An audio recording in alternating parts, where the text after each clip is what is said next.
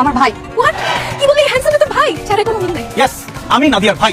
ছি নাদিয়া, এইসব ফালতু মেয়েদের সাথে চলিস তুই। এইসব ফালতু মেয়েদের সাথে চলে তুই নিজে ফালতু হয়ে যাবি। এত প্রেম ভালোবাসার জন্য পুরো দেওয়া হয়ে আছে। এর সাথে একদম মিশবি না। এক ক্লাসে যা, আমি গেলাম। বান্ধবী, আমি তো খাইছি। কি খাইছো?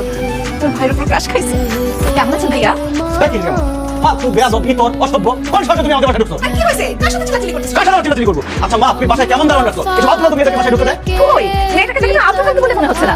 মাশাআল্লাহ মাশাআল্লাহ, কি সুন্দর লম্বা চওড়া দেখতে মেয়েটা। Thank you so much aunty আমাকে সুন্দর বলার জন্য। ওয়েলকাম মা। মা, মেঘের আড়ালে যেমন সূর্য থাকে, এই মেয়ের সৌন্দর্যের আড়ালে বেয়াদব লোকে আছে। কি বলছিস তুই? এটা কি করছে তোর সাথে? মা, ও হচ্ছে আমার বান্ধবী মেয়ে। আর যখন ভাই আমাকে বাস থেকে নিয়ে গেল, তখন ও সবার সামনে ভাইয়াকে উল্টাপাল্টা কথা বলে অপমান করেছে। আন্টি, আমি না আসলে সত্যি বুঝতে পারি নাই ভাইয়া যে আমার বান্ধবীর ভাই। যদি বুঝতে পারতাম তাহলে তো উল্টাপাল্টা কথা বলতাম না, খুব মিষ্টি করে কথা বলতাম।